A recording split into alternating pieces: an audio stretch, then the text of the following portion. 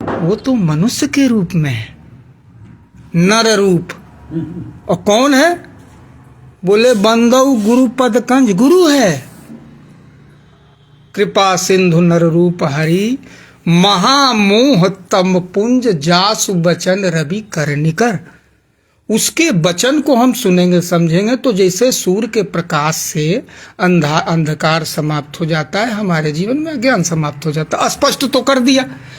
अब उसको जब तक हम रटंतु रखेंगे, जैसा इन्होंने कहा, ठीक है रटा गया, बहुत बढ़िया है। हम लोगों ने भी शुरू में पढ़ा, क से कबूतर, ख से खरगोश, ग से गमला, जीवन भर वही पढ़ेंगे। जैसे कथा भी तो पढ़ा था। हाँ, कथा भी पढ़ा था, तो जीवन भर पढ़ेंगे। अब आप बताओ, रामचरितमानस ग्रंथ है, वो कह रहा है उसमें 7 कांड हैं, जो यहाँ से है, आपके गीता प्रेस गोरखपुर से। उसमें लिखा है कि जो इसको पढ़ेगा, सुनेगा, समझेगा। बोले इति श्रीमद रामचरितमानसे कल सकल कलिक विध्वंस ने प्रथम सोपान समाप्त। उसके जीवन में, उसके विचारों में कलयुग गया, यानी अज्ञान गया। ये 7 कांड के समापन में लिखा है। दोष किसका है? ग्रंथ का तो नहीं है, दोष उसके विवेचना करने वालों का है कि वो खुद। अब विवेचना करने वाले 2 हैं। एक हैं जो ये कहते हैं कि नहीं, हम कलयुग को जाने नहीं देंगे, इसको रखना है। और एक हैं जो कहते हैं, उनको पता ही नहीं बेचारों को। सबसे ज्यादा वो हैं जिनको पता नहीं है कि इति श्रीमद रामचरितमानसे सकल कलिक विध्वंस ने प्रथम सोपान समाप्त, द्वितीय, और वो जो सुंदरकांड में भी पंचम सोपान। क्या इसका मतलब होता है? वो तो कह रहा गया, उसके जीवन से तो गया, तो उसके जीवन से गया होगा तब ना। अब बताइए, हमारे तो मोदी जी भी उस दिन जाके कहे कि कलयुग है, जबकि इनको कहा, अभी प्रचार चल रहा है कि ये कल की अवतार है। तो कल की अवतार क्यों कह रहा है कि कलयुग है? उसको तो कहना चाहिए सीताराम। इसका मतलब वो जो शब्द है, और बोल रहा है मानस की चौपाई अगला। अभी जो गीता में बोले हैं, हमारे पास उसका वीडियो हमने निकाल लिया है, उसमें उन्होंने मानस की चौपाई बोली। यह कलिकाल न साधन दूजा, ऐसे चौपाई बोला है। तो भाव यह है कि एक लाइन जाए, लेकिन वो अर्थ सहित जाए, ताकि उसके अंदर विचार उसको सोचने लगे हो। अब लोग कहें नाम जपो सब हो जाएगा, उसके नीचे भी तो लाइन है, नाम निरूपण नाम जतनते जिमि प्रकटत अनमोल रतनते। ऊपर वाला तो पकड़ लिया, नीचे वाला उसी के बगले में लगा है। वो नामी कौन है, कहाँ रहता है? तो कहाँ रहता है? बोले हमारे अंदर रहता है। तो जब अंदर रहता है, हम इतना बाहर, राम ने अंदर ढूंढ लिया। देखिए स्पष्ट बात है। विश्वामित्र जी ने कहा राम तुम ढूंढो, तुम कौन हो। यही बात विवेकानंद जी को परमहंस ने बताई, परमहंस जी ने, कि तुम कौन हो। आज के समय में अगर सरल नहीं होगी तो ये कब होगी? जी। कब होगी महाराज? इतना वैज्ञानिक युग कि 1 मिनट में कोई वीडियो वायरल होती है। नहीं, और पूरे दुनिया में नाच जाती है, नहीं नाच जाती है। तो बात यह है कि हमको अगर आधुनिक विवेकवान रामराज लाना है, महाराज जी आधुनिक से समझिएगा। आधुनिक माने ये सब नहीं बदलने हैं, व्यवस्थाएं नहीं बदलनी, न बदलेगी, और बदलेंगे तो खटर पटर हो जाएगा। जंगल में थोड़ी जाना है, जंगल में नहीं जाना है। हमको अपने विचारों को राम से भी श्रेष्ठ बनाना है। एक और बात रख लीजिए, जी। राम, अगर राम की चेतना, राम का विचार कहीं है तो कहेगा बहुत सुंदर, मेरे बच्चे तो हमसे अच्छा काम कर रहे हैं। गलत, हमने क्या कर दिया? हमने कर दिया नहीं, राम से कोई श्रेष्ठ नहीं बन सकता। अरे राम से श्रेष्ठ तो उन्हीं का बच्चा उनके सामने था जो कहे हमको युद्ध नहीं लड़ना है। जी।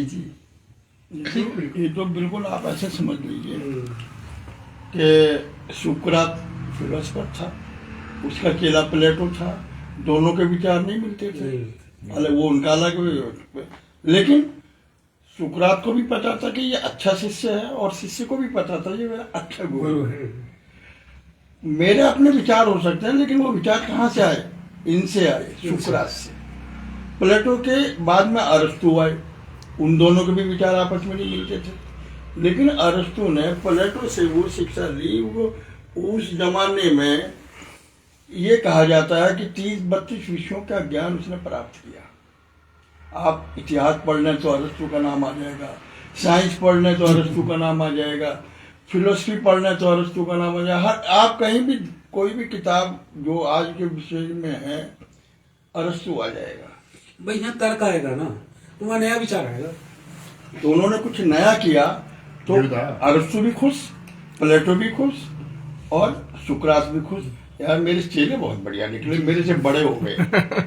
तो गुरु क्या चाहता है कि मेरा चेला मेरे से बड़ा हो जाए। बिल्कुल ठीक बात है।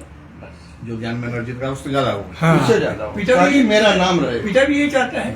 पिता भी जो मैं देखा हूँ मेरे बच्चे देखा। और यहाँ रोक लग गई। हमारे यहाँ क्या है, अधिकांश ये रोक लगी है कि आप और खोल दे, आप भगवान नहीं बन सकते हो, इस पे रोक लगी है। भगवान माने होता क्या है? तो शास्त्र भी कहते हैं, हम सब कहते हैं भगवान माने ज्ञान होता है।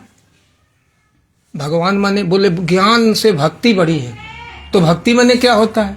रामचरितमानस से पुष्ट हो जाए। भक्ति माने सेवा होता है, बिना ज्ञान के तो सेवा।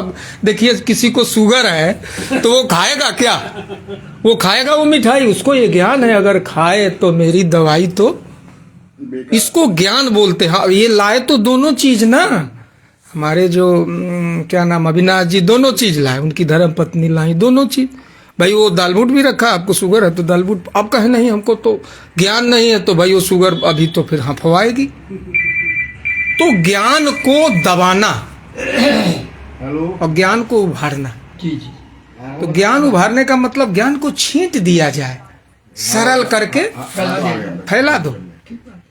तो फैलेगा तो क्या होगा? उसमें हमारा आपका मंगल, आपके परिवार का, समाज का, राष्ट्र का। और एक और बात है, तभी पुष्ट होगी, सर्वे भवन्तु सुखिनः सर्वे सन्तु निरामयाः। ऐसे नहीं पुष्ट होगी, हम खाली बोले वो अच्छा है, लेकिन सर्वे भवन्तु सब सुखी का, विश्व की हम कामना करते हैं सुख होने का, हमारा भारत में सुखी नहीं। कल हम सुन रहे थे एक जगह बताए निवेदन, एक महात्मा जी अभी इंग्लैंड में गए थे, उन्होंने बोला जी आप निकलो, आपको हाँ आपको निकलना है। हाँ ठीक, जो तिरुवान मुक्त बैठे हैं, हाँ ठीक है भाई? ठीक ठीक, दीपक जी जय श्री राम, जय श्री राम। तो बहुत बहुत शुभकामनाएं, आप जो है दीपक जी, बहुत खुशी हुई हम आपने जो है हमारे बस समय में कार्यक्रम में सहयोग किया। ये तो अच्छा बात है, जितने हम कर सकते हैं उतना कर पाएंगे, जितना करने का मौका मिलेगा उतना करेंगे। इसलिए हम आपसे ज्यादा रिक्वेस्ट भी नहीं करेंगे, इतना समय आपने हमको वैसे ही दे दिया। ठीक है राम। तो वो कह रहे थे कि वो गए थे इंग्लैंड संसद में, और उनके मुंह से हमने सुना कि वहाँ प्रकृति बड़ी साफ है, प्रदूषण नहीं है, लेकिन संस्कार नहीं है। अब देखिए दुविधा है, अगर संस्कार नहीं है तो प्रकृति कैसे साफ है? जी ये बात समझनी है, बिल्कुल ठीक। क्योंकि प्रकृति हमारा शरीर है। अगर प्रकृति हमारी साफ नहीं होगी, बाहर की हवा जल धरती, तो हम कैसे स्वस्थ होंगे भाई? सिलेंडर नाक में थोड़े लगा के अभी प्रदूषण कहाँ से आया कैसे? तो ये दुविधा क्यों है? क्योंकि उन महात्मा जी ने समझा नहीं है। बस ये है, हमको अंग्रेजों को गाली देनी है। क्या करना है? उनको गलत बताना है। अरे भाई गए हैं तो सीख के तो आए ना कुछ, कि वहां हवा जल धरती तीनों क्यों साफ है। ये कुछ तो बात है। तो बात है उसका, उनके पॉइंट पकड़ने थे। अब वहां आपने क्या देखा? आपने मान लीजिए देख लिया होगा कि कपड़े उनके थोड़े वैसे नहीं होंगे, तो क्या भारत में अब कपड़े वैसे तो होने लगे हैं कि नहीं होने लगे हैं? बिल्कुल होने लगे। तो कपड़े तो जलवायु के हिसाब से पहनने पड़ेंगे। नहीं पहनने पड़ेंगे। और एक और बात है, पहले जो हमारे महर्षियों ने कपड़ा पहना है, जैसे फोटो में मिलती हम लोगों को तस्वीरें, उससे तो अभी ठीक है ना हम लोग। हाँ जो महिलाओं ने भी पहना है, हाँ उनसे ठीक है। ठीक है ना? तो ठीक है, वो तो कपड़े की एक मर्यादा गलत नहीं है, लेकिन ये न कहें कि वो संस्कार नहीं है। संस्कार नहीं तो हवा जल, क्योंकि मूल संस्कार है कि हमारे अगर कर्मों से हवा जल धरती तीनों प्रदूषित हो रही है तो हम शैतान हैं। कौन है? ये परिभाषा है ग्रंथों में, और इसी के लिए ज्ञान का अवतरण होता है। तब तब धरि प्रभु विविध शरीरा। क्यों? यदा यदा ही, इसीलिए कि जब आबादी बढ़ी और ये तीनों चीजें प्रदूषित हुई तो भाई परिणाम क्या होगा? भाई रोग होगा। बताइए शुगर कितना है इस समय भारत में? शुगर के मरीज कितने हैं? 80% होंगे। हैं? क्यों है? भाई हमारा प्रकृति प्रदूषित हो ही गया, और प्रदूषित होगी, भीड़ भाड़ बढ़ी गया, रोड पे खड़े, जाम लगा है, अंदर से डिप्रेशन में निकलूं कैसे? मैं निकलूं कैसे? शुगर का कारण तो मूल डिप्रेशन है ना, और प्रकृति है ना। तो जब तक रामचरितमानस को हम लोग सरल नहीं लाएंगे ना, उसमें क्या कुछ अमृत, कुछ अमृत। क्यों? कोई बोले क्यों? बोले राम जी के बाद में रामचरितमानस में लिखा है सतयुग आ गया, त्रेता भई कृतयुग के करनी। क्यों? राम जी ने ज्ञान को बिखेर दिया, बांट दिया, जिसको मर्जी वही ले लो। कोई ये नहीं कि ये संप्रदाय का आएगा तो लेंगे, ये संप्रदाय का आएगा तो लेंगे, इस बिरादरी का आएगा तो लेंगे, उस बिरादरी का। उस समय इतना झंझट भी नहीं था। ठीक है, तो हम लोग जब रामचरितमानस, ये अभी जो उपलब्ध है, इसी को, ये खुले लोगों के घर में, ये केवल धूप बत्ती अगरबत्ती का साधन बन गया है। ज्यादा से ज्यादा क्या बन गया? अखंड पाठ करेंगे, खूब चल रही है। कानपुर में हमारा मेडिटेशन सेंटर है, खूब चलती है। आप निकल जाओ, जहां निकल जाओ आपको मिल ही जाएगी 10-20 जगह। लेकिन सबसे ज्यादा कानपुर में पूरे दुनिया में गुटखा खाया जाता है। बनाने वाले भी हैं। तो अगर इतना ही ज्ञान उसमें होता तो वो नगर ऐसा कैसे हो गया? कोई बात तो है। और तो और निवेदन करूं, वहीं रखी रहती है जहां अखंड पाठ होती, वहां व्यवस्था दी जाती है कि आपके लिए गुटखा सिगरेट बीड़ी तो हटा दिए हैं लोग, थोड़ा शर्म कर रहे हैं लेकिन गुटखा। तो क्यों ऐसा हुआ? इसलिए हुआ कि विवेक नहीं जाग रहा है। और वो तो कहता है कि बिनु सत्संग विवेक न होई। तो सत्संग नहीं हो रहा, वो तो हम रटंतु विद्या कर लिए। तो इसको सरल करने की हम लोगों की ये योजना है। इसीलिए आज ये गाजियाबाद में शास्त्री नगर में हम लोगों की बैठक हुई है। आपका शुभ नाम? अविनाश अग्रवाल। अविनाश अग्रवाल जी के यहाँ, और मदन जी आए और दीपक जी चले गए। आप बताओ मदन जी। मदन पाल सिंह पुंडी, मैं मेरठ से। हाँ। और हमारा उद्देश्य यही है कि हम अपने प्राचीन संस्कारों को नई पीढ़ी में ऐसे विकसित करें ताकि उनके अंदर विवेक जागे। ये रामचंद्र जी घर से कुछ लेके नहीं चले थे, और उन्होंने निकलने के बाद में सब कुछ प्राप्त किया। आज की पीढ़ी हमारी क्या कहती है? हमें तो हमारे बापों ने कुछ दिया ही नहीं हमको। अब हमारे, मैं इस पर ज्यादा लंबा नहीं जाना चाहता। भाई रामचंद्र जी सब कुछ छोड़ के चले गए थे, और उन्होंने वहां जाकर के सब कुछ प्राप्त कर लिया। तो हमको अपनी पीढ़ी को ऐसा ज्ञान देना है कि आप बिल्कुल, आपके पास कुछ नहीं है, आप रिसोर्सेज, आप स्रोत खुद विकसित करो, ये कामना होनी चाहिए।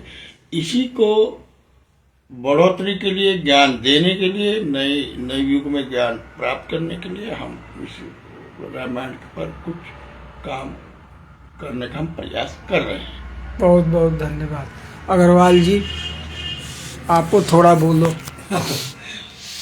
थोड़ा क्या कि रामचरितमानस गागर में सागर है। हम कैसे सक्षम बन सकते हैं, ये राम जी ने अपने जीवन में उतार के हम सबको बताया है। और इसमें क्या करना है, भाई साहब ने अभी बताया ही है कि वो घर से तो कुछ लेके चले नहीं थे। जब हम इस युग धरा पे आते हैं तो हम भी वहाँ से कुछ लेके नहीं आते हैं। अपने विवेक से, अपने ज्ञान से हमें सब कुछ अर्जित करना होता है। वो हम अच्छाई के लिए प्रयास करें या बुराई के लिए करें, ये हमारे विवेक पे है। तो रामचरितमानस के माध्यम से हमें सोए हुए विवेक को जागृत करना। बहुत सुंदर है। बिनु सत्संग विवेक न हो। नहीं, पर खूब रटते हैं हम। जी जी। तो सत्संग का मतलब, अब आप बताओ महाराज जी। जी सर। महाराज श्री, जो आपने कहा कि हमें किताबों को रिटर्न तो नहीं बनना है, उस पर हमने अमल भी करना है, उसके भाव को जानना है कि उसके अंदर भाव क्या क्या छुपे हैं। उस भाव को आगे बढ़ाने के लिए जो आप कार्य कर रहे हैं, मैं उससे बहुत ज़्यादा आनंदित हूँ। और आगे मैं भी चाहूँगा कि आपके साथ जुड़ूँ और इस कार्य को आगे बढ़ाया जाए। ये रहे हमारे, आप अपना नाम तो बताओ। मेरा नाम ओम प्रकाश चिटकारा है। वैसे मेरे को सब राम राम वाले बाबू जी कहते हैं। अच्छा। इस नाम से मैं जाना जाता हूँ, राम राम वाले बाबू जी। बहुत सुंदर, सबको सादर जय सिया राम। मूल बात है हम लोगों को आधुनिक विवेकवान रामराज लाने के लिए रामचरितमानस को आगे बढ़ाना है, घर में लोग जिनके पास रखी है निकालना है, जिनके पास नहीं है उनको उपलब्ध कराई जाएगी, जिनके पास धन है उसका धन देंगे, जिनके पास धन की भी व्यवस्था नहीं है ऐसा व्यवस्था किया जाएगा। तो हमारा ये देश जिस चीज की जरूरत है, विश्व गुरु तभी तो बनेगा जब यहाँ के लोग ज्ञानी विज्ञानी होंगे, बिल्कुल बिल्कुल नहीं। और संपन्न अभी तो जैसा बताया मदन जी ने कि राम जी के पास तो कोई सुविधा नहीं थी तो सब कुछ हो गया। आज तो इतनी सुविधा होने के बाद रो रहे हैं कि कोई सुविधा नहीं है, कोई सुविधा नहीं है। 15 मिनट 10 मिनट में कहाँ से कहाँ चले जाते हैं, क्या से क्या हो जाता है। इसलिए आधुनिक विवेकवान रामराज यानी सतयुग बने। और ये तो लोगों को मान लेना होगा कि भाई कलयुग को हटाना हम ही लोगों का काम है, कोई हटाने नहीं आएगा। इसी के साथ मैं सदगुरु आमोदानंद ये शास्त्री नगर गाजियाबाद से आप सबका अभिनंदन और स्वागत करता हूँ। आचार्य राजकुमार दीक्षित जी हाँ, आपने पूरा सुना समझा और जो लोग भी इसमें जुड़े सबको सादर जय सिया राम, धन्यवाद।